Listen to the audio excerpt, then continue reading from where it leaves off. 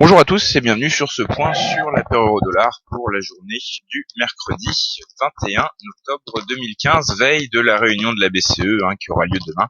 C'est important de le préciser pour comprendre que la journée d'aujourd'hui devrait être placée sous le signe de l'incertitude. C'est d'ailleurs ce qu'on voit dès à présent sur ce graphique horaire de l'euro-dollar. On peut faire en direct, on peut repérer en direct quelques seuils importants, pointer les sommets les plus significatifs, essayer de trouver des seuils de support et de résistance qui vont nous aider à quadriller l'évolution de l'euro-dollar pour le court terme. Donc voilà, on peut dessiner approximativement des seuils, on peut faire le tri ensuite. Donc là, on voit bien que depuis hier soir, alors on va peut-être passer sur un graphique en données 15 minutes, maintenant qu'on a quadrillé un peu ce qui se passe en données horaires. Voilà, donc on voit effectivement que hier, avant-hier, on a marqué un plus bas sur les 1,1305. On a ensuite rebondi au cours de la journée d'hier, mais ce rebond est pas allé bien loin vu qu'on n'a pas réussi à tester les 1,14 et on est ensuite redescendu pour buter sur le support des 1,1330. C'est là qu'on en est ce matin, sur le support des 1,1330. Ceux qui ont toujours un avis baissier sur la paire euro-dollar, ce qui est globalement plutôt notre cas, attendent donc la cassure du seuil des 1,1330 et ensuite la cassure du seuil des 1,13 pour confirmation d'un retour dans une dynamique plutôt baissière. Et la cible pas ultime, mais la cible intéressante, c'est comme on le voit, le début de cette phase haussière. Là on est toujours en données 15 minutes. La phase haussière donc qui s'est démarrée, qui a démarré autour des 1,11 pour ceux qui sont baissiers à court terme, en swing sur l'euro-dollar. C'est la zone qui est surveillée de près, la zone des 1,11 en tant qu'objectif. Et là, dans ce cadre-là, les premiers obstacles qui sont sur notre chemin, c'est le seuil des 1,1330 et le seuil des 1,13. À la hausse, comme on l'a dit, c'est le seuil des 1,14. Ça fait plusieurs jours qu'on n'est pas passé au-dessus. Donc au-dessus des 1,14, on pourrait éventuellement commencer à envisager un retour sur les derniers sommets avec sur notre chemin les 1,1425, 1,1450, 60. Et puis bien sûr 1,1490, 1,15, le seuil des 1,15 qui n'avait pas été testé.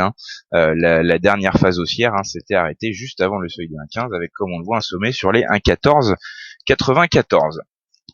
Voilà pour le point technique. En ce qui concerne les données fondamentales, on aura un calendrier complètement vide aujourd'hui et ça devrait d'autant plus inciter le marché à rester plus ou moins à l'écart des échanges en attendant la réunion de la BCE de demain. Une réunion qui est placée sous haute tension vu qu'on a eu des récents commentaires dovish de la part de la BCE. On se rappelle que justement quand la paire euro-dollar s'était approchée des 1,15 la semaine dernière, Novotny, le numéro 2 de la BCE, enfin un des membres les plus influents de la BCE, s'était exprimé pour dire qu'il était fort probable que la BCE allait devoir mettre en place de nouveaux assouplissements.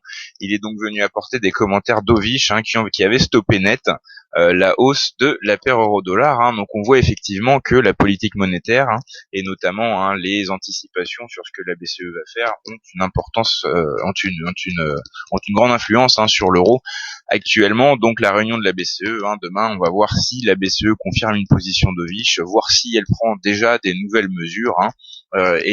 Donc il y a pas mal de tensions autour de cette réunion.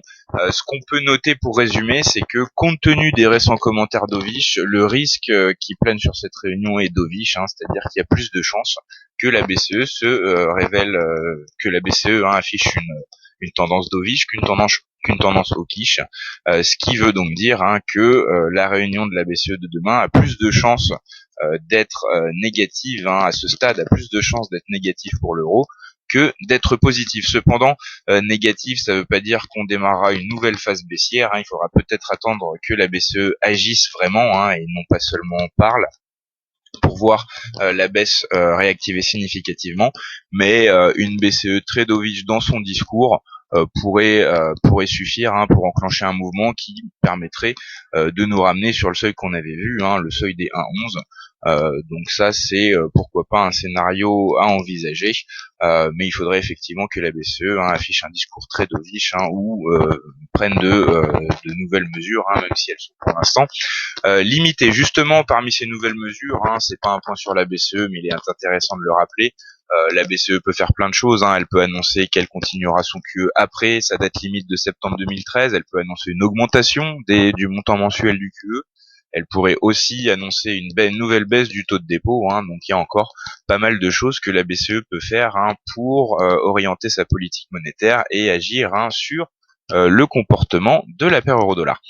Voilà, on en a maintenant terminé pour ce point sur la paire euro-dollar. Je vous donne rendez-vous très bientôt pour une nouvelle vidéo.